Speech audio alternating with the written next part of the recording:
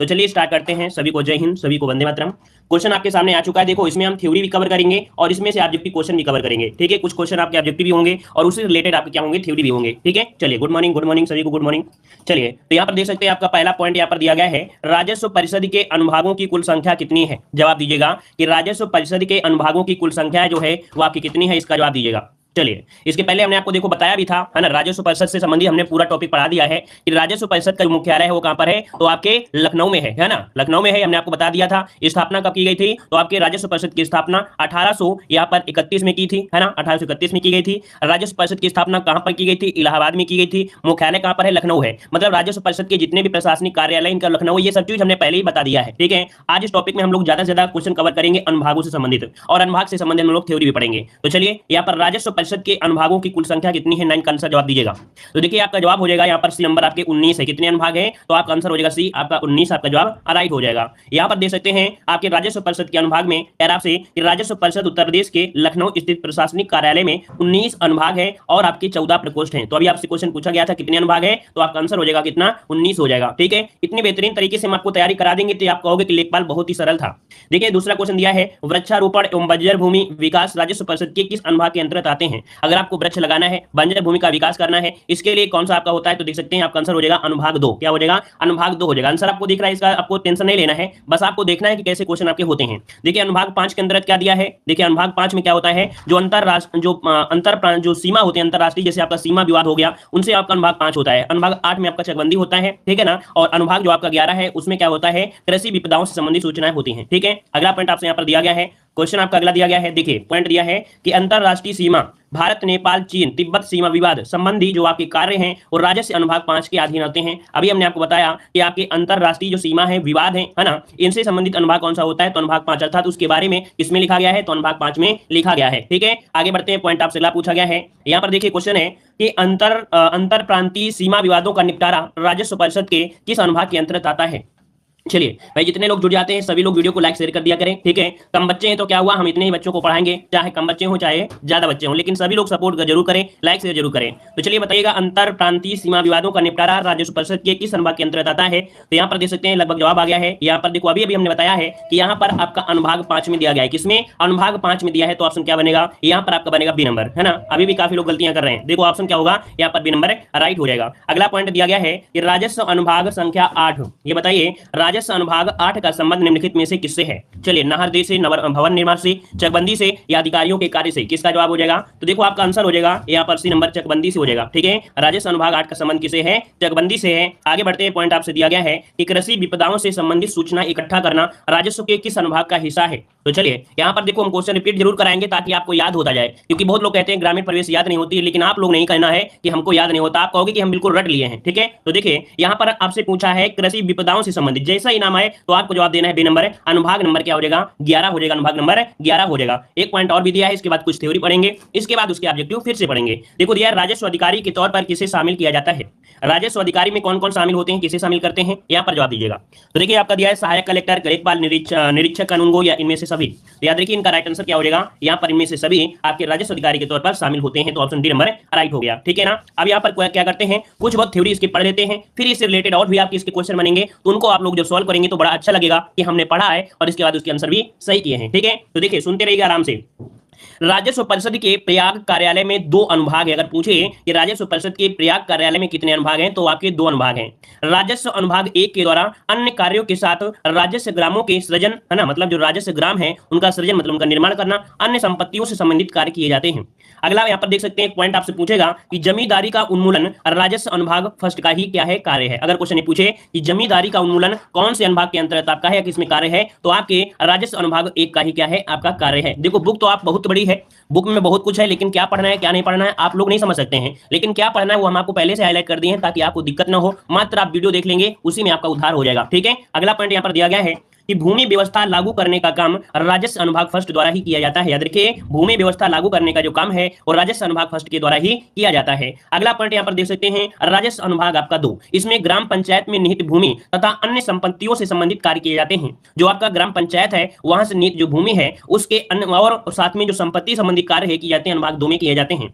अगला यहाँ पर देख सकते हैं पॉइंट दिया गया है कि इस अनुभाग द्वारा वृक्षारोपण कार्यक्रम से संबंधित कार्य भी किए जाते हैं। अब देखते हैं वृक्षारोपण कार्यक्रम वृक्ष लगाए जाते हैं वो अनुभाग आपके 2 के ही तहत आपका किया जाता है। ठीक है, अगला यहाँ पर देख सकते हैं जैसे आपका ऊसर है, बंजर है ना, और या निसयूज आपका भूमि है, आवंटन संबंधी कार्य इसी अनुभाग नंबर 2 से किए जाते हैं। अगला पॉइंट आपसे दिया गया है कि ग्राम सभाओं के हाट है ना, बाजार, मेला, तालाब, पोखर, जल प्रणाली से होने वाले आय व्यय संबंधी कार्य भी जो होते हैं वो अनुभाग 2 के ही अधीन आते हैं, है ना। याद रहेगा ना कि जितने भी ग्राम सभाओं में हाट होते हैं, बाजार होते हैं, मेला होते हैं, तालाब होते हैं, पोखर होते हैं, इनके जल प्रणाली सिस्टम होता है, उसका आय व्यय संबंधी जो कार्य होता है वो आपके किस में आता है, तो आपके अनुभाग नंबर 2 के अधीन ही आता है। आगे बढ़ते हैं, पॉइंट आपसे अगला पूछा गया है, यहाँ पर दिया है लेखपाल प्रशिक्षण विद्यालयों की स्थापना विषयक कार्य राजस्व अनुभाग 4 द्वारा किया जाता है। याद रखिएगा, लेखपाल प्रशिक्षण विद्यालय है ना, लेखपाल के लिए जो प्रशिक्षण दिया जाता है, उनको ट्रेनिंग दी जाती है, ऐसे विद्यालयों की स्थापना का जो विषय है ये कार्य किसमें है, तो अनुभाग नंबर किसमें मिलेगा, तो आपके 4 में यहाँ पर मिलेगा। अगला पॉइंट आपसे दिया गया है राजस्व अनुभाग नंबर 5, प्रदेश में नए मंडल, नए जनपद, नए तहसीलों के सृजन के लिए, सृजन मतलब होता है बनाना, ठीक है, उससे संबंधित विभिन्न मामले जो मिलते हैं कहां मिलते हैं, राजस्व अनुभाग नंबर 5 में। ठीक है, अगर नया मंडल है, नया जनपद है, नई तहसील का निर्माण करना है तो ये अनुभाग नंबर 5 में ये आपको दिया गया है।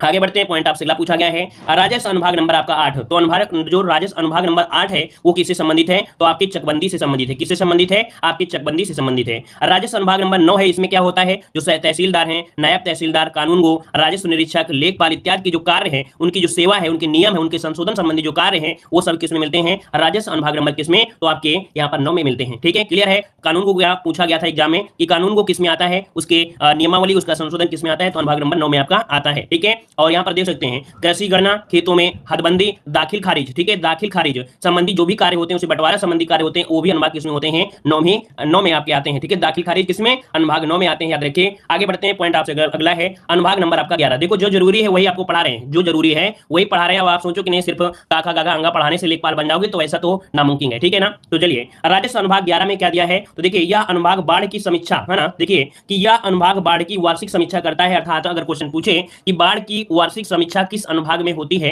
तो अनुभाग नंबर 11 में होती है बाढ़ से समस्या। देखो, बाढ़ से संबंधित जैसे दिया है दैनिक बाढ़ आती है या बाढ़ से कोई भी क्षति पहुंच जाती है, तो वो अनुभाग नंबर आपका 11 ही है। मौसम अगर खराब होता है, मौसम की दशा से संबंधित जो भी आपके पॉइंट होते हैं वो भी अनुभाग कितने होते हैं, 11। अर्थात क्या होता है, बाढ़ आती है, मौसम खराब होता है, उससे भी कोई भी अनुभाग होती है, जानकारी होती है, भुखमरी सूचकांक होता है ना, मतलब जिसमें क्या होती है, आपदाएं आती हैं, तो आपदा संबंधी पॉइंट आपको कहाँ मिलेंगे, अनुभाग नंबर 11 में ही मिलेगा। जैसे कि यहाँ पर देख सकते हैं कि अनुभाग नंबर 11 भुखमरी की सूचना पर ध्यान देता है तथा उसकी जांच संबंधी कार्य करता है। ठीक है, कौन, अनुभाग नंबर कौन हो जाएगा, यहाँ पर 11 हो जाएगा। ठीक है, आगे बढ़ते हैं, पॉइंट दिया गया है फसल तथा मौसम की सूचना का काम यही अनुभाग देता है। कौन, 11 अनुभाग करता है। यह अनुभाग सूखा के कारण हुई क्षति की सूचना भी देता है। कौन, अनुभाग 11। तो इससे मतलब अनुभाग 11 जब आपने पढ़ा तो आपने देखा कि अगर किसी प्रकार की विपदा आती है, सूखा आता है, बाढ़ आता है ना, तो ऐसे संबंधी जो सूचना होंगे वो अनुभाग नंबर किसमें, 11 में ही देखने को मिलेंगे। अगला पॉइंट दिया है राजस्व अनुभाग कौन सा, यहाँ पर 12। कौन सा, राजस्व अनुभाग नंबर आपका 12। तो इसमें क्या दिया गया है, तो यहाँ पर देख सकते हैं यह अनुभाग अधिकतम जोत सीमा आरोपण अधिनियम का कार्यान्वयन अतिरिक्त घोषित भूमि का बंदोबस्त करना है। देखिए यहाँ पर दूसरा वाला पॉइंट कि भू राजस्व अधिनियम और भूमि सुधार संबंधी अधिनियमों के अंतर्गत मुकदमों का कार्य करता है। अर्थात जो भू राजस्व अधिनियम है और भूमि सुधार संबंधी अधिनियम है, उनके मुकदमों के संबंधी जो कार्य होता है वो अनुभाग नंबर किसमें होता है, 12 में होता है। किसमें होता है, 12 में होता है। ठीक है, आगे बढ़ते हैं, यहाँ पर देख सकते हैं कि अभी अनुभाग नंबर जो 12 है वो क्या करता है, कि जो कार्यक्रम किए गए, जैसे बाढ़ कार्यक्रम है तो उसको सुधारने के लिए जैसे दिया है 20 सूत्री कार्यक्रम का समन्वय का कार्य भी कौन करता है, तो आपका अनुभाग नंबर 12। परिवार नियोजन से संबंधित समस्त समन्वय का कार्य कौन करता है, तो आपका अनुभाग कौन सा, 12। ठीक है, अगला पॉइंट आपसे दिया गया है राजस्व अनुभाग नंबर आपका 14। ये क्या कार्य करता है, तो यह अनुभाग सर्वेक्षण एवं अभिलेख संबंधी क्रियाएं करता है। क्या, यह अनुभाग सर्वेक्षण एवं अभिलेख संबंधी क्या करता है, क्रियाएं करता है। अगला पॉइंट दिया है यह अनुभाग भू राजस्व बंदोबस्त करता है। क्या, भू राजस्व बंदोबस्त कौन सा अनुभाग करता है, तो अनुभाग नंबर आपका 14 हो जाएगा। अगला है भूदान एवं ग्राम दान संबंधी जो कार्य करता है वो कौन सा होता है, अनुभाग नंबर आपका 14 हो जाएगा। अगर भूदान कर रहे हैं या ग्राम दान संबंधी कार्य हैं वो आपके किसमें, आपके 14 में होता है। मैप एवं रिकॉर्ड मैनुअल का पुनर्निरीक्षण, है ना, जो मैप बना है उसका रिकॉर्ड का मैनुअल तरीके से क्या पुनरीक्षण करना, ये भी अनुभाग किसमें आता है, 14 में आता है। ठीक है, चलिए यहाँ पर देखिए, जो अनुभाग जरूरी थे वो अनुभाग हमने आपको बता दिया है, सब अनुभाग आपको नहीं पढ़ना था, ठीक है, सभी अनुभाग नहीं पढ़ना है। अब यहाँ पर देखते हैं कुछ नए नए पॉइंट आपको मिलेंगे, इसको पढ़ना है क्योंकि इसी से क्वेश्चन आपके बनेंगे। दिया गया तहसीलदार जिसे बोलते हैं न्यायिक का पद, ठीक है, तहसीलदार अर्थात न्यायिक का पद प्रदेश के अधिकांश पूर्वी जिलों में है। अर्थात ये हुआ कि तहसीलदार का जो पद है वो अधिकांश किस जिले में मिलते हैं, मतलब कहां पर मिलते हैं, जो पूर्वी जिले हैं वहां पर देखने को मिलते हैं तहसीलदार का पद, ठीक है। अगला पॉइंट दिया गया है भूमि के हक, सीमांकन, बंटवारे से संबंधित वाद जो होते हैं, विवाद होते हैं, वो उप जिलाधिकारी के यहाँ चलते हैं। जैसे भूमि का हक है ना, सीमांकन है या बंटवारे से संबंधित कोई भी विवाद होता है वो क्या होता है, तो उप जिलाधिकारी अर्थात एसडीएम के यहाँ पर चलते हैं। अगला पॉइंट आपसे दिया गया है कि उप जिलाधिकारी अर्थात एसडीएम ग्राम पंचायत के सदस्यों व प्रधानों के निर्वाचन से संबंधित याचिकाओं के क्या करते हैं, सुनवाई करते हैं। चाहे ग्राम पंचायत के हों या प्रधानों के निर्वाचन संबंधी कोई भी अगर याचिका है उसकी सुनवाई कौन करते हैं, तो आपके एसडीएम ही करते हैं, याद रखिएगा, ठीक है। आगे बढ़ते हैं, पॉइंट आपसे पूछा गया है कि शांति व्यवस्था बनाए रखने का उत्तरदायी जो होता है किसका होता है, तो याद रखिएगा शांति व्यवस्था, आईएमपी ये पॉइंट आपका है, शांति व्यवस्था बनाए रखने का उत्तरदायित्व आपके मजिस्ट्रेटों पर ही होता है, मजिस्ट्रेट पर होता है, याद रखिएगा। अगला है कि जिला स्तर में, अगर जिला स्तर की बात कर रहे कि जिला स्तर पर शांति व्यवस्था बनाए रखने का उत्तरदायित्व किसका है, तो आपके डीएम का होता है, किसका, डीएम का। ये तो आपके एसडीएम हो गया, यहाँ पर डीएम हो गया, याद रखिएगा। अगर किसी भी आपके जिले में कोई व्यक्ति अगर भूख से मरता है तो इसकी जिम्मेदारी भी होती है एसडीएम का होता है। कोई व्यक्ति अगर जिले में सर्दी से मरता है तो उसका जिम्मेदारी कौन होता है, डीएम ही होता है। तो याद रखिए जिला स्तर पर शांति व्यवस्था बनाए रखने का उत्तरदायित्व किसका होता है, तो आपके डीएम का होता है। अगला पॉइंट दिया गया है कि जिलाधिकारी जिले में, देखो जिलाधिकारी जिले में और मंडलायुक्त मंडल में शासन के प्रतिनिधि के रूप में कार्य करते हैं। अर्थात जो जिलाधिकारी होते हैं वो जिले में और आपके मंडलायुक्त मंडल में शासन के प्रतिनिधि के रूप में कार्य करते हैं, ठीक है। अगला पॉइंट आपसे दिया गया है उप जिलाधिकारी जिसे हम लोग एसडीएम कहते हैं, वो जिला अधिकारी के प्रतिनिधि के रूप में कार्य करते हैं ना, वो जिला अधिकारी के प्रतिनिधि के रूप में कार्य करते हैं। अगला पॉइंट जो कि आईएमपी पॉइंट आपको दिया है, भू अभिलेखों के रख रखाव का उत्तरदायित्व किसके पास है, तो आपके जिला अधिकारी डीएम के पास है। याद रखिए भू अभिलेखों के रख रखाव का उत्तरदायित्व किसके पास होता है, तो आपके जिला अधिकारी को ही सौंपा गया है, ठीक है। नेक्स्ट पॉइंट आपसे दिया गया है कि प्रदेश के सभी भू अभिलेखों यानी खतौनियों का कंप्यूटरीकरण किया गया है और अब केवल कंप्यूटरीकरण खतौनी तहसील से निर्गत किए जा सकते हैं। अर्थात जो कंप्यूटरीकृत खतौनी है वो तहसील से ही क्या किए जाते हैं, निर्गत किए जाने के निर्देश आपके होते हैं। अगला पॉइंट आपसे दिया गया है सार्वजनिक भूमि से अतिक्रमण हटाने और उसके प्रबंधन का उत्तरदायित्व राजस्व विभाग का है। आप देखते हैं कि कभी कोई आने वाला होता है ना, तो क्या होता है, जो सार्वजनिक संपत्ति पे कोई हक जमा होता है तो उसको क्या करते हैं, उस कचरे को बाहर कर देते हैं। तो ये राजस्व विभाग का क्या होता है, कार्य होता है, ठीक है। आगे बढ़ते हैं, पॉइंट आपसे अगला दिया गया है कि राजा टोडरमल भूले प्रशिक्षण एवं सर्वेक्षण संस्थान कहां पर है, तो आपके हरदोई में है। याद रखिएगा कि राजा टोडरमल भूले प्रशिक्षण एवं सर्वेक्षण संस्थान कहां पर है, तो आपके हरदोई में है। ये बिल्कुल आपका एमपी क्वेश्चन है और ये पॉइंट आपका एग्जाम में पूछा जा चुका है, ठीक है। आगे बढ़ते हैं, पॉइंट आपसे अगला पूछा गया है, देखिएगा, कह रहा है कृषि दुर्घटना बीमा योजना का संचालन 5 अक्टूबर 2004 से किया जा रहा है। अगर एग्जाम में पूछे कि कृषि दुर्घटना बीमा योजना का संचालन कब से किया जा रहा है, 5 अक्टूबर 2004 से किया जा रहा है। हाँ, अगर आपके दिमाग में देखिए दूसरा क्वेश्चन दिया है कि 12 से 70, यदि 12 से 70 वर्ष की आयु के किसी व्यक्ति का नाम खतौनी में खातेदार या साखातेदार के रूप में अंकित है और उसकी मृत्यु दुर्घटना में हो जाती है तो उसके वैधानिक अधिकारी उत्तराधिकारियों को बीमा कंपनी द्वारा धनराशि प्रदान की जाती है। मतलब ये हुआ जो खतौनी बन जाती है वो 12 वर्ष की उम्र से बन जाती है और याद रखिए 70 वर्ष की उम्र तक अगर किसी प्रकार की समस्या होती है, उसकी मृत्यु हो जाती है तो उसके वैधानिक उत्तराधिकारी जो भी होंगे, है ना, आप देखते हैं कि जब आप बैंक में खाता खुलाने जाते हैं तो नॉमिनेट किया जाता है कि आपके नॉमिनेट क्या होंगे, मम्मी पापा या कोई भाई, ऐसे बोलते हैं ना, तो वो धनराशि उन्हें प्रदान की जाती है, ठीक है। आगे बढ़ते हैं, पॉइंट आपसे अगला दिया है, ये जो बीमा प्रीमियम का भुगतान है वो राज्य सरकार द्वारा बीमा कंपनी को किया जाता है। याद रखिएगा कि बीमा प्रीमियम का भुगतान राज्य सरकार द्वारा बीमा कंपनी को किया जाता है, ठीक है। अगला है, यहाँ पर देख सकते हैं, वर्तमान में इसके लिए the oriental association company limited से अनुबंध किया गया है, यहाँ पर जो इंश्योरेंस आपका सिस्टम है, ठीक है। चलिए अगला पॉइंट आपसे दिया गया है, राजस्व विभाग के द्वारा ही विभिन्न प्रकार के प्रमाण पत्र जारी किए जाते हैं। अगर क्वेश्चन ये पूछे कि जो निवास प्रमाण पत्र है या जात प्रमाण पत्र है या आय प्रमाण पत्र है या किसान बही है, ये कौन से विभाग के द्वारा यहाँ पर प्रदान किए जाते हैं, तो याद रखिएगा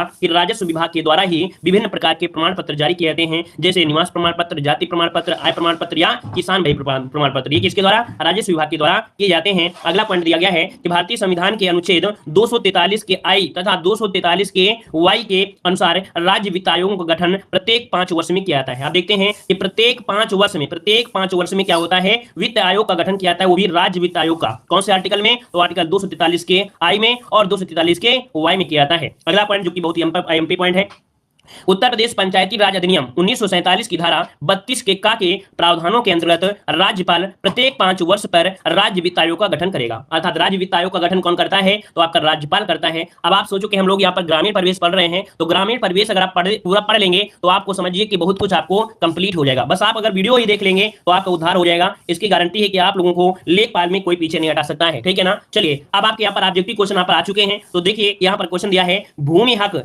सीमांकन बंटवारे से संबंधित मामला किसके समक्ष प्रस्तुत किया जाता है? तो चलिए यहाँ पर देख सकते हैं, आपका आंसर दिख भी रहा है ना। याद रखिएगा यहाँ पर जो एसडीएम है, याद रखिएगा भूमि हक सीमांकन बंटवारे से संबंधित जो मामला है वो आपके एसडीएम के समक्ष प्रस्तुत किए जाते हैं, ठीक है। अगला पॉइंट आपसे यहाँ पर दिया है, भूलेखों के रख रखाव का उत्तरदायित्व किस अधिकारी पर होता है? चलिए बताइएगा, भू अभिलेखों के रख रखाव का उत्तरदायित्व किस अधिकारी पर होता है? डीएम, तहसीलदार, नायब तहसीलदार या यहाँ पर लेखपाल? चलिए यहाँ पर 16 का जवाब दीजिएगा। तो देखो अभी अभी हमने बताया था कि भू अभिलेखों की जो रखरखाव का उत्तरदायित्व होता है वो आपके किसके? डीएम के पास होता है। किसके पास? तो आपके डीएम के पास होता है। यहाँ पर आंसर क्या बनेगा? यहाँ पर ए नंबर राइट हो जाएगा, ठीक है। देख सकते हैं जो हमने पढ़ाया है वही अगर आप लोग गलती करोगे तो इसका मतलब है कि आप लोगों को लाइव क्लास में ये होता है कि चलो आप लोगों का मन बहलता रहेगा, लेकिन अगर आप लोग पढ़ाई पर ध्यान नहीं दोगे तो फिर लाइव क्लास नहीं देंगे, रिकॉर्डेड क्लास मिलेंगे। फिर आप मत कहना कि सर रिकॉर्डेड क्लास दे रहे हैं, आप लाइव क्लास नहीं दे रहे हैं। तो पढ़ाई पर ध्यान दीजिएगा, ठीक है। यहाँ पर अगला पॉइंट दिया गया है, कह रहा है राजा टोडरमल भूलेख प्रशिक्षण एवं सर्वेक्षण संस्थान किस जिले में स्थित है?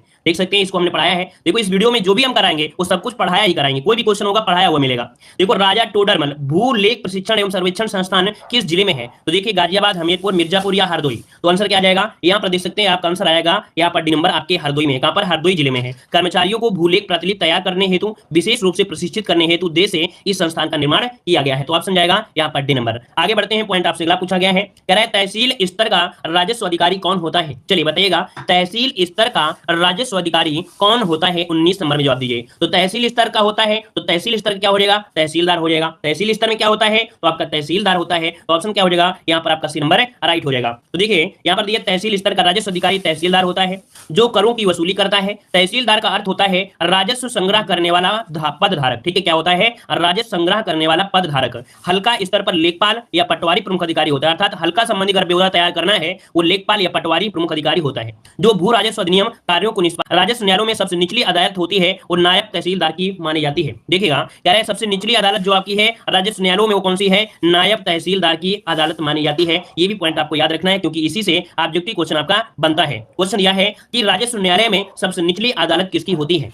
बताइए, राजस्व न्यायालय में सबसे निचली अदालत जो होती है वो आके किसकी होती है? तो देख सकते हैं अभी अभी हमने आपको बताया कि यहाँ पर नायब तहसीलदार की होती है। तो ऑप्शन क्या हो जाएगा? यहाँ पर डी नंबर राइट हो जाएगा। अगला क्वेश्चन दिया गया है कि गांव की संपूर्ण भूमि का विवरण कौन रखता है? गांव की संपूर्ण भूमि का विवरण कौन रखता है? यहाँ पर जवाब दीजिए, लेखपाल, कानूनगो, तहसीलदार या नायब तहसीलदार। क्या जवाब बनेगा? तो देखो गांव की बात यह है तो आप लोगों को तुरंत जवाब देना है कि यहाँ पर जो लेखपाल होता है इसी का तो काम होता है ना। यहाँ पर देख सकते हैं जो लेखपाल, आंसर क्या हो जाएगा? ए नंबर। गांव की संपूर्ण जमीन का विवरण लेखपाल रखता है। लेखपाल ग्राम स्तर का कर्मचारी होता है जिसके अधिकार क्षेत्र में एक या एक से अधिक गांव आते हैं। किस किसान के पास कितनी भूमि है, भूमि का स्वरूप क्या है, भूमि पर कितना लगान निर्धारित है, इन सभी की जानकारी लेखपाल के पास होती है। कृषक के निधन के पश्चात तहसीलदार या अपर जिला कलेक्टर की आज्ञा से लेखपाल उत्तराधिकारी को भूमि हस्तांतरण करता है। अगर कोई खत्म हो जाता है तो लेखपाल के ही द्वारा ही आगे उसका उत्तराधिकार बना दिया जाता है, ठीक है। आगे बढ़ते हैं, क्वेश्चन दिया गया है उत्तराधिकारी को भूमि का हस्तांतरण किसके द्वारा होता है? ऐसे हमने डिजाइन किया है, ऐसे हमने क्वेश्चन लिया है कि अगर आप पहली बार पढ़ रहे हैं तो हर एक पॉइंट आपके दिमाग में छपता चला जाएगा। ये ऐसा आपको कंटेंट हमारे ही चैनल पे आपको मिलेगा। और याद रखिएगा डेली क्लास लेते हैं तो आप लोगों को डरने की जरूरत नहीं है, बस आपको लड़ने की जरूरत है कि कब एग्जाम मिलेगा और कब एग्जाम को हम धुआं धुआं कर देंगे, ठीक है। तो चलिए, उत्तराधिकारी को भूमि का हस्तांतरण किसके द्वारा होता है? तो यहाँ पर देख सकते हैं अभी अभी हमने बताया कि ये होता है लेखपाल के द्वारा। ये देखो दिया है, ये आपको दिया है, कृषक के निधन के पश्चात तहसीलदार या अपर जिला कलेक्टर की आज्ञा से कौन? लेखपाल उत्तराधिकारी को भूमि हस्तांतरण करता है। तो ऑप्शन क्या हो जाएगा? ए नंबर आपका लेखपाल राइट हो जाएगा। आगे बढ़ते हैं, पॉइंट आपसे अगला पूछा गया है। देखिए क्वेश्चन आपके सामने आ चुका है, कह रहे जमाबंदी से क्या तात्पर्य है? देखते हैं कि आप लोग मॉडल पेपर सॉल्व करते हैं तो ऐसे क्वेश्चन देखने को मिलते हैं। तो चलिए बताइएगा जमाबंदी से क्या तात्पर्य है। चलिए यहाँ पर आपका राइट आंसर क्या हो जाएगा? चलिए ऑप्शन आने शुरू हो गए हैं। यहाँ पर ऑप्शन आ रहा है ए नंबर, बी नंबर। तो देखिए यहाँ पर आपका जो राइट आंसर बनेगा वो आपका बने कौन सा? ए नंबर हो जाएगा कि जमाबंदी से तात्पर्य होता है भू अधिकारों के प्रलेख से होता है। किससे? भू अभिलेखों के या भू अधिकारों के प्रलेख से होता है। तो ऑप्शन ए नंबर इसका राइट हो जाएगा, ए नंबर आपका हो जाएगा। देख सकते हैं जमाबंदी भारत में प्रयुक्त शब्द है। क्या? जमाबंदी भारत में प्रयुक्त शब्द है जिसका संबंध है भू अधिकारों के प्रलेख से होता है, अर्थात यह एक ऐसा दस्तावेज होता है जिसमें तहसील से संबंध प्रत्येक गांव के भूमिकार प्रलेखों का क्या होता है? ब्यौरा रहता है। तो इसे क्या हुआ? इसकी थ्योरी भी कंप्लीट हो गई, ठीक है। आगे बढ़ते हैं, पॉइंट आपसे अगला पूछा गया है, कह रहा है उत्तर प्रदेश राजमार्ग भू नियंत्रण अधिनियम किस वर्ष में पारित किया गया था? तो चलिए यहाँ पर आपका जवाब देना है, आपका क्या हो जाएगा? चलिए उत्तर प्रदेश राजमार्ग भू नियंत्रण अधिनियम किस वर्ष पारित किया गया? 1945, 1947 या यहाँ पर आपका 1952 या 1956? तो देखो हम आपको आंसर बता दे रहे हैं, इसका राइट आंसर आपका ए नंबर ही हो जाएगा कि आपके 1945 में ये पारित हुआ था। याद रखिएगा 1945 में पारित हुआ था, लेकिन 1946 में क्या 1946 में क्या हुआ था? लागू हुआ था। तो ये क्वेश्चन आपका पूछा जाता है पारित वाला तो 1945 और लागू हुआ तो 1946। तो ये पॉइंट को भी यहाँ पर नोट कर लीजिएगा। यहाँ पर देख सकते हैं पॉइंट आपको दे दिया है, पारित हुआ था आपका 1945 में और लागू हुआ था 1946 में। ठीक है, चलिए आगे बढ़ते हैं। पॉइंट आपसे पूछा गया है उत्तर प्रदेश में एक वर्ष में न्यूनतम कितनी ग्राम सभा की बैठक अर्थात मीटिंग होना चाहिए? तो चलिए यहाँ पर बताइए कि आपका राइट आंसर क्या हो जाएगा। वीडियो को लाइक शेयर करते रहिएगा भाई। ठीक है, यहाँ पर जितने लोग जुड़ चुके हैं सब लोग भाई वीडियो को लाइक शेयर करते रहिए। देखिए यहाँ पर दिया है उत्तर प्रदेश में एक वर्ष में न्यूनतम कितनी ग्राम सभा की मीटिंग अर्थात बैठक होनी चाहिए। तो देखो आपको कई बार पढ़ाया गया है ना, यहाँ पर 2 मीटिंग होनी आवश्यक है। ऑप्शन क्या हो जाएगा आपका? डी नंबर जिसका आ रहा है बिल्कुल राइट हो जाएगा। 2 बार, क्या 2 बार होता है। देख सकते हैं कि प्रत्येक ग्राम सभा प्रत्येक 2 सामान्य बैठकें होंगी। पहली खरीफ की बैठक जो खरीफ की फसल कटने के तुरंत बाद होती है ना, मतलब क्या होता है खरीफ की फसल जब कट जाती है उसके तुरंत बाद होती है आहूत, मतलब बुलाई जाती है। दूसरी रबी की फसल जो रबी की फसल कटने के बाद तुरंत बाद होती है, मतलब ये है कि फसल कटने के बाद ये बुलाई जाती है, याद रखिएगा। ठीक है, चलिए आगे बढ़ते हैं। पॉइंट आपसे अगला पूछा गया है खसरा और खतौनी कौन तैयार करता है? चलिए 4 नंबर का जवाब दीजिएगा कि खसरा और खतौनी कौन तैयार करता है? कानून को लेखपाल, पटवारी, तहसीलदार, उप विभागीय मजिस्ट्रेट अर्थात एसडीएम कौन करता है? यहाँ पर 4 का जवाब दीजिएगा। तो देखो यहाँ पर जो आपका यूपी है, क्या यूपी में क्या है, इसे हम लोग यहाँ पर लेखपाल बोलते हैं, लेकिन यही आपका राजस्थान है वहां पर अभी भी क्या पटवारी बोला जाता है, क्या यहाँ वहां पर अभी भी पटवारी बोला जाता है। तो इसके अनुसार से आपको लेखपाल ही सही करना है, क्योंकि आप लोग यूपी लेखपाल का पेपर देंगे है ना। तो यूपी लेखपाल का पेपर देंगे तो आपको लेखपाल लगाना है। यहाँ पर ऑप्शन नहीं दिया है, ये 2015 में क्वेश्चन पूछा गया था, लेकिन अपवाद में किस हिसाब से ये आपका जो क्वेश्चन आपका रखा गया है प्रीवियस ये आपके राजस्थान का है। ठीक है, तो यहां पर ऐसा कोई भी ऑप्शन नहीं है, लेकिन आपको लगाना क्या है, मात्र जिस ऑप्शन में लेखपाल हो उसी को लगाना है, याद रखिएगा। ठीक है ना, चलिए आगे बढ़ते हैं। क्वेश्चन आपसे अगला पूछा गया है भूमि की पैमाइश अर्थात नाप का काम जो करता है वो कौन सा विभाग करता है? भूमि की पैमाइश अर्थात नाप का जो कार्य करता है वो कौन सा विभाग करता है? यहां पर आपको जवाब देना है शिक्षा विभाग, चिकित्सा विभाग, राजस्व विभाग या भू प्रबंधन विभाग। यहां पर आपका आंसर क्या हो जाएगा 5 नंबर में? तो चलिए 5 का आंसर यहां पर देखिए आने शुरू हो गए हैं। यहां पर राइट आंसर सी हो जाएगा राजस्व विभाग करता है। कौन? राजस्व विभाग। तो ऑप्शन क्या बन जाएगा? सी नंबर इसका राइट हो जाएगा। ठीक है, चलिए यहां पर देख सकते हैं ये पॉइंट आपको दिया गया है। इसमें देख सकते हैं कि राजस्व विभाग में यहाँ पर लेखपाल व कानूनगो के माध्यम से भूमि प्रबंधन के अंतर्गत भूमि संबंधी में जो समायोजन है, भूमि उपयोग निरीक्षण है, सार्वजनिक स्वामित्व को बनाए रखने का कार्य इसमें से आता है। ठीक है, आगे बढ़ते हैं। क्वेश्चन दिया गया है कि भूमि का उपयोग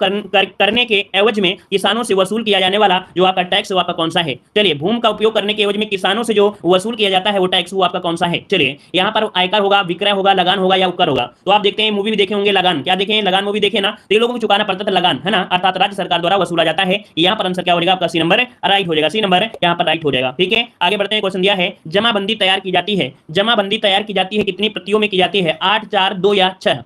तो यहाँ पर याद रखिए जमाबंदी होती है वो 2 प्रतियों में, जिसका भी ऑप्शन आ रहा है सी नंबर बिल्कुल राइट हो जाएगा। 2 प्रतियों में आपकी यहाँ पर कह सकते हैं तैयार की जाती है, याद रखिएगा। ठीक है, और इन रिकॉर्डों का रखरखाव तहसीलदार द्वारा प्रत्येक गांव के लिए किया जाता है। ठीक है, इसमें भूस्वामी, भूमि क्षेत्र इत्यादि का ब्यौरा होता है। जमाबंदी की 2 प्रतियां बनाई जाती हैं, जिनमें से एक सरकार के पास होती है ना, जिनमें से एक सरकार के पास होती है और दूसरी पटवारी के पास रखी होती है। तो ये भी पॉइंट याद रखिए, 2 प्रतियों में एक सरकार के पास होती है, दूसरी पटवारी के पास रखी जाती है। ठीक है, चलिए आगे बढ़ते हैं। क्वेश्चन आपसे अगला पूछा गया है भूमि के विक्रय के समय मुद्रांक शुल्क लगाया जाता है। तो आप देखते हैं कि आप जमीन लेते हैं या जमीन बेचते हैं, उसमें भी क्या होता है मुद्रांक लगे होते हैं, अर्थात किस आधार पर लगाए जाते हैं। चलिए यहाँ पर आपका आंसर क्या हो जाएगा? तो देखो यहाँ पर दिया गया है भूमि के आकार के आधार पर, भूमि की कीमत के आधार पर, भूमि की किस्म के आधार पर, उपयुक्त में से कोई नहीं। तो आपका आंसर क्या हो जाएगा? इसमें से राइट आंसर बताना है। तो देखिए यहाँ पर दिया गया है भूमि की बाजार कीमत या अनुबंध मूल्य है ना, मतलब भूमि की कीमत होती है, कीमत तो होती है। देखिए यहाँ पर जो आपका आंसर बनेगा वो कौन सा बनेगा? तो देखो इसका यहाँ पर जो आंसर है वह इनमें दिया है, इनमें से कोई नहीं। क्या दिया है? इनमें से कोई नहीं। लेकिन इसकी जो थ्योरी पढ़ेंगे तब आपको समझ में आएगा कि इसका होना क्या चाहिए, इनमें से होना क्या चाहिए। यहाँ पर उपयुक्त में से कोई नहीं दिया है, लेकिन इसकी थ्योरी पढ़िए तो आपको लगेगा कि इनमें से सभी होना चाहिए। क्या इनमें से सभी होना चाहिए? फिर भी हम लोग थ्योरी इसकी देख लेते हैं। यहाँ पर दिया है कि मुद्रांक शुल्क अर्थात स्टाम्प शुल्क भारत में भारतीय स्टाम्प अधिनियम 1999 के अनुच्छेद 13 के आधार पर आरोपित किया जाता है। स्टाम्प शुल्क के आधार पर आरोपित यहाँ पर देख सकते हैं उस आशय दस्तावेज से जो भूमि की बिक्री, देखो यहाँ पर दिया है भूमि की बिक्री को प्रमाणित करता है। स्टाम्प शुल्क भूमि की बाजार कीमत, क्या दिया है? भूमि की बाजार कीमत या अनुबंध मूल्य, मतलब दोनों में जो भी ज्यादा हो उस पर लगाया जाता है। भूमि की बाजार कीमत, क्या भूमि की बाजार कीमत अगर दिया है तो आपको करना है, इसका मतलब है कि इसका जो ऑप्शन था वो यहाँ पर आपका सही था, इनमें से कोई नहीं है। तो लगाया किसमें जाता है? लगाया जाता है भूमि की बाजार कीमत या अनुबंध मूल्य, दोनों आपका होगा। तो ऐसा ही ऑप्शन यहाँ पर होगा। ठीक है, बाजार में उसकी कीमत क्या है। मान लीजिए हम यहाँ पर गांव में रहते हैं तो गांव की जो भूमि है उसकी कीमत अलग होगी, सिटी में रहते हैं तो सिटी की कीमत अलग रहेगी, इसलिए यहाँ पर बाजार शब्द आपको लगा दिया है। तो अब आपको समझ में आ गया होगा कि क्या है। मान लो बहुत लोग कहते हैं कि कीमत के आधार पर अर्थात आकार दिया है, मान लो 1 बीघा, लेकिन वही अगर जमीन एक सिटी में दी है 1 करोड़ की होगी, लेकिन 1 बीघा वही गांव में क्या होगा 4 लाख या 5 लाख या 10 होगा। मतलब ये बाजार कीमत पर डिपेंड करता है। तो आप लोग समझ सकते होंगे कि अब आपका क्या होगा कि स्टाम्प शुल्क भूमि की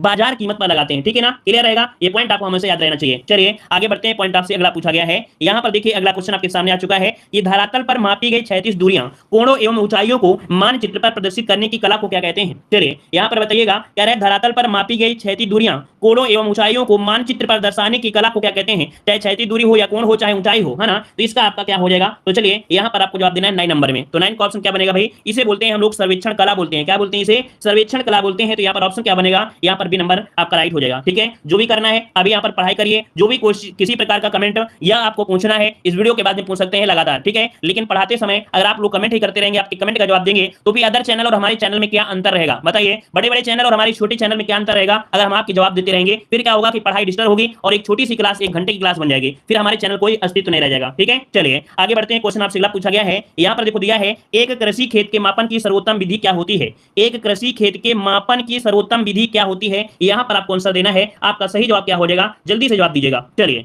देखो यहाँ पर 10 का ऑप्शन हो जाएगा कौन सा, जरीब द्वारा। हमने आपको बताया था कि सबसे सर्वोत्तम माप होती है क्या, जरीब द्वारा माप की जाती है। तो ऑप्शन क्या बनेगा, यहाँ पर ए नंबर राइट हो जाएगा, जरीब द्वारा की होती है। याद रखिए, देखो यहाँ पर आपको पता है कि उत्तर पश्चिमी सीमांत में प्राचीन समय में कृषि खेत के मापन में एक जंजीर का प्रयोग किया जाता था, इसे ही जरीब कहते थे। यह जरीब 55 गज या 20 नाट के बराबर होती है। एक जरीब के वर्ग को 1 बीघा भी कहते हैं, अर्थात एक जरीब वर्ग है तो उसे 1 बीघा कहते हैं। याद रखिए, ठीक है, इसका थ्योरी का स्क्रीनशॉट लेते रहिए। अब यहाँ पर देखते हैं हम लोग थ्योरी में आ चुके हैं। तो आपको क्या करना है, कमेंट पर ध्यान नहीं करना है, आपको अच्छे से सुनना है। ठीक है, सुन लोगे तो तुरंत याद हो जाएगा, कठिन नहीं है। जो पढ़ना है उतना ही हमने हाईलाइट किया और कुछ नहीं पढ़ना है। चलिए यहाँ पर दिया है राजस्व विभाग।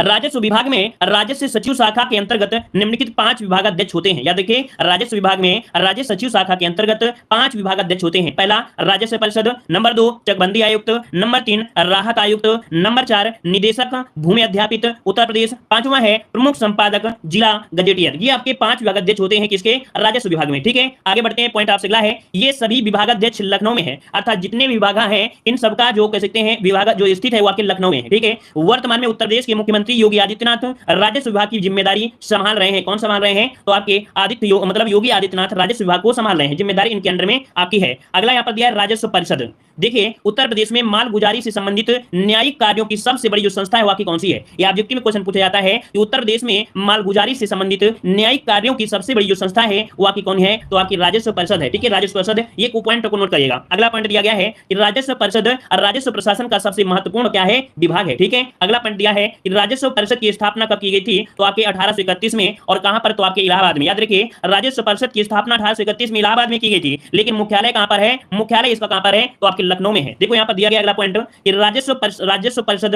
राजस्व न्यायालयों का शीर्ष न्यायालय होता है। जो राजस्व परिषद है वो राजस्व न्यायालयों का शीर्ष न्यायालय होता है। अगला है राजस्व परिषद के निर्णय उच्च न्यायालय के निर्णय की भांति सारे राजस्व न्यायालयों पर बाध्यकारी होते हैं। जिस प्रकार से उच्च न्यायालय के जो निर्णय होते हैं, है ना, वो क्या होते हैं, बाध्यकारी होते हैं, उसी प्रकार राजस्व परिषद के निर्णय उच्च न्यायालय के निर्णय की भांति क्या होते हैं, सारे राजस्व न्यायालयों पर बाध्यकारी हो जाते हैं। आगे बढ़ते हैं। पॉइंट आपसे अगला पूछा गया है, यहाँ पर देखो दिया है राजस्व परिषद के सदस्यों की नियुक्ति कौन करता है, तो राज्य सरकार करती है। याद रखिए, कौन करता है, राज्य सरकार करती है। अगला पॉइंट है राजस्व परिषद के सदस्य कमिश्नरों से ही नियुक्त किए जाते हैं। किससे, तो आपके कमिश्नरों से ही नियुक्त किए जाते हैं। अगला पॉइंट है कि राजस्व परिषद के कार्यों को कितने रूपों में बांटते हैं, तो सामान्य रूप से 2 भागों में बांट सकते हैं। पहला पॉइंट दिया है प्रशासनिक और दूसरा है यहाँ पर न्यायिक। अगला पॉइंट दिया गया है प्रशासनिक कार्यों में क्या होता है, प्रशासनिक कार्यों में बंदोबस्त में भूमि अभिलेखों का रखरखाव, मालगुजारी और अन्य देवों की वसूली होती है। भूमि अर्जन आदि आते हैं किसमें, प्रशासनिक कार्यों में। न्यायिक कार्यों में क्या होता है, अपीली, निगरानी, पुनर्विलोकन आदि आता है, न्यायिक कार्यों में होता है। ठीक है, अगला पॉइंट दिया गया है राजस्व परिषद का मुख्यालय। देखिए यहाँ पर राजस्व परिषद का मुख्यालय कहां पर, इलाहाबाद में है। ठीक है, राजस्व परिषद का मुख्यालय कहां पर है, आपकी इलाहाबाद में है। देखो यहाँ पर एक पॉइंट दिया गया है कि स्वतंत्रता के बाद 1947-48 में राजस्व परिषद के प्रशासनिक और न्यायिक कार्यों को अलग कर दिया गया। मतलब जो स्वतंत्रता प्राप्त हुई तो आपके 1947-48 1945 में जो राजस्व परिषद है ना, राजस्व परिषद के जो प्रशासनिक कार्य और न्यायिक कार्य हैं उनको अलग कर दिया। तो ये डेट आपको याद रखना है, ये डेट आपको याद रखना है, ठीक है। अगला पॉइंट दिया गया है प्रशासनिक शाखा को लखनऊ ले जाया गया और न्यायिक शाखा को इलाहाबाद, वर्तमान में प्रयागराज। याद रखिए प्रशासनिक शाखा जो आपकी है वो लखनऊ और न्यायिक शाखा जो आपके है वो इलाहाबाद अर्थात प्रयागराज में आपके बनाए गए हैं, ठीक है। और ये व्यवस्था अभी भी आपकी जारी है। अगला पॉइंट आपसे दिया गया है वर्तमान में राजस्व परिषद में एक अध्यक्ष, 2 प्रशासनिक और 7 अन्य न्यायिक सदस्य हैं। अगर पूछे कि वर्तमान में राजस्व परिषद में कौन कौन है, तो एक आपका अध्यक्ष होगा, 2 प्रशासनिक होंगे और 7 न्यायिक सदस्य आपके हैं। तो ये भी पॉइंट आपको नोट कर लेना है। अगला पॉइंट दिया गया है राजस्व परिषद के अंतर्गत मंडलायुक्त, जिलाधिकारी एवं उसके अधीन समस्त राजस्व प्राधिकारी आते हैं, ठीक है ना। याद रहेगा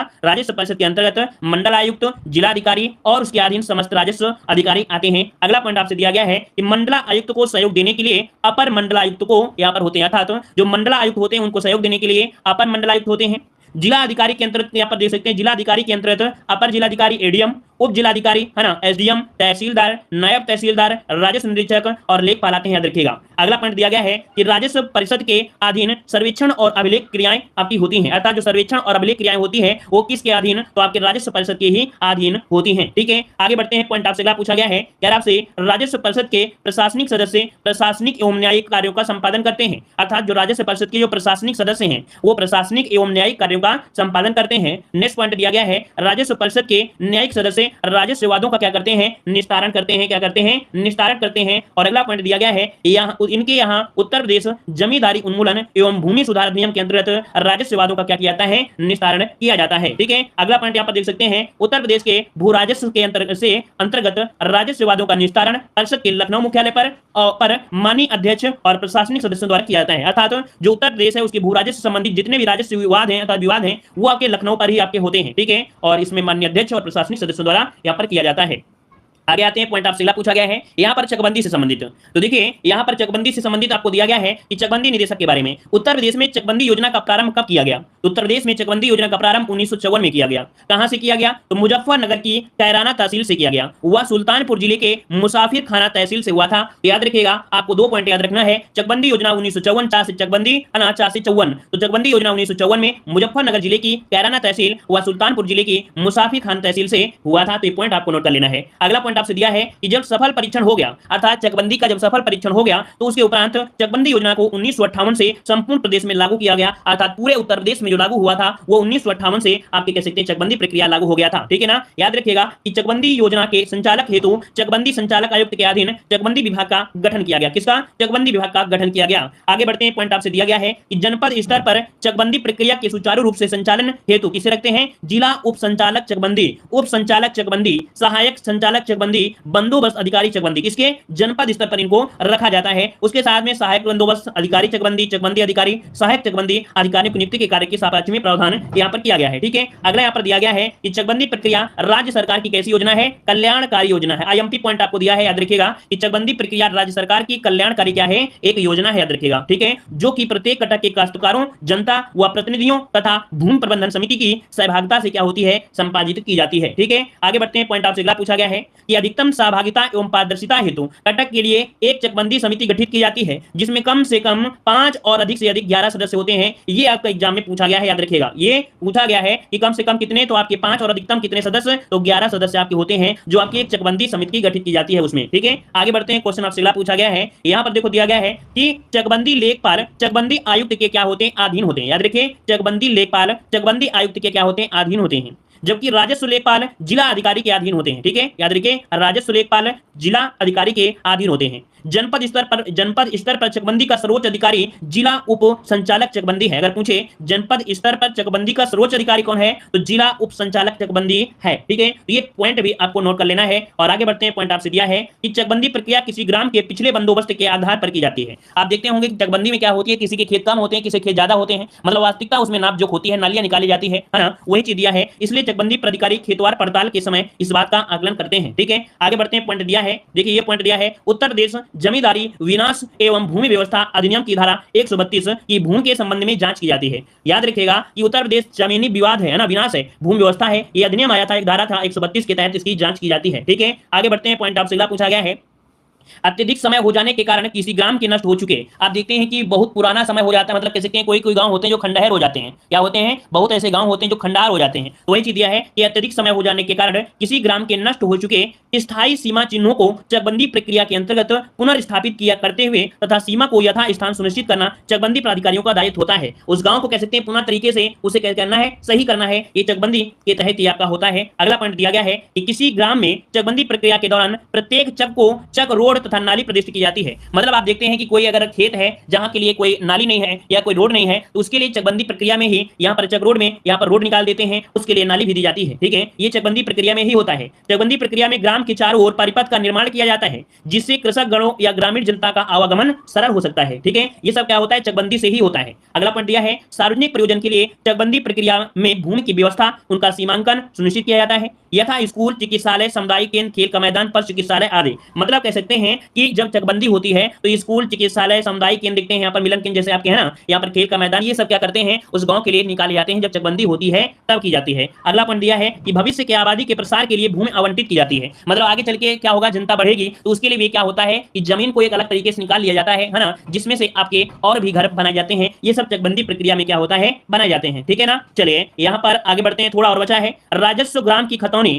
खसरा तथा सजरा का नवीकरण किया जाता है। अर्थात राजस्व ग्राम की खतौनी, खसरा, सजरा का नवीकरण किया जाता है। अर्थात जो पुराने आपकी क्या है, खतौनी है, खसरा है, सजरा है, इसका क्या करेंगे? नवीकरण किया जाता है, जिससे कि लंबे समय तक रख रखाव किया जा सके, लंबे समय तक रख रखाव किया जा सके। ठीक है, और यहाँ पर एक पॉइंट और भी दिया है कि चकबंदी प्रक्रिया के बारे में कुछ पॉइंट मिलेगा कि जब राज्य सरकार जोत चकबंदी अधिनियम की धारा 4 का ए और 4 का 2 के अंतर्गत ग्रामों में चकबंदी कराने हेतु विज्ञप्ति जारी करता है। अर्थात अगर आपके गांव में चकबंदी करना है ना, तो उसके लिए एक विज्ञप्ति जारी होती है। ये विज्ञप्ति जारी होती है धारा 4 के फर्स्ट और 4 के 2 के तहत, ये चकबंदी का जो कह सकते हैं विज्ञप्ति जारी हो जाता है। ठीक है, तो ये कुछ पॉइंट आपके रहे हैं जो आपके चकबंदी और आपके राजस्व न्यायालय को, जो लोग यहाँ पर कह सकते हैं कि किताबों से नहीं पढ़ सकते हैं, जो लोग किताबों से नहीं पढ़ सकते हैं कि हम क्या पढ़ें और क्या ना पढ़ें, है ना, कैसे पढ़ें और कैसे ना पढ़ें, इसके लिए भी आपको व्यवस्था की गई है। हमारा ऐप है देव जीके ट्रिक, हमारा ऐप है देव जीके ट्रिक, वहां पर आपको इस प्रकार से डिजाइन कर दिया है कि आपको टेंशन लेने जो हमने बना दिया है, इसको अगर आप पढ़ेंगे तो क्या होगा, जो चीज आपको पढ़ना है वो हमने हाईलाइट कर दिया है। ठीक है, अपनी पीडीएफ में। तो इस प्रकार से हमारी पीडीएफ है जिसको हमने डिजाइन किया है अच्छी तरीके से, क्या पढ़ना है क्या नहीं पढ़ना है, कैसे याद होगा कैसे नहीं याद होगा, ये सब चीज आपको मिलेगा हमारे पीडीएफ में। तो आप लोग हमारे ऐप से जुड़ सकते हैं, देव जीके ट्रिक ऐप है, क्या पढ़ना है कुछ नहीं, यहाँ पर देख सकते हैं, सब कुछ आपको दे दिया है। ठीक है, तो पैसा लगाइए, मजा लीजिए इस पीडीएफ का। ठीक है, मात्र 99 रुपए में ये पीडीएफ है, जिसमें 725 एमसीक्यू भी है और कंप्लीट थ्योरी है। चाहे कुछ भी आप देखिए, सब कुछ मिल जाएगा। ठीक है, खसरा, खतौनी, यहाँ पर जो भी है सब कुछ मिल जाएगा हमारी पीडीएफ में, मात्र 99 में उपलब्ध है। हमारे ऐप को डाउनलोड कर सकते हैं, लिंक आपको डिस्क्रिप्शन बॉक्स में दी गई है, तो वहां से जुड़ सकते हैं। ठीक है, जिन्हें फ्री पढ़ना है तो फ्री पढ़ने वालों के लिए यहाँ पर व्यवस्था की गई है कि हम आपको यूट्यूब में फ्री पढ़ा रहे हैं, और जो पढ़ा रहे हैं उसको ही पढ़ते रहेंगे तो आपका उद्धार हो जाएगा, है ना। लेकिन अच्छी तरीके से कॉन्फिडेंस के साथ अगर आपको पढ़ना है और कम समय में रिवीजन करना है तो आप हमारी पीडीएफ परचेज कर सकते हैं। ठीक है ना, तो चलिए फिर आज की क्लास यहीं रखते हैं। सभी को जय हिंद, सभी को वंदे मातरम। पसंद आता है तो वीडियो लाइक करें, चैनल को सब्सक्राइब करें।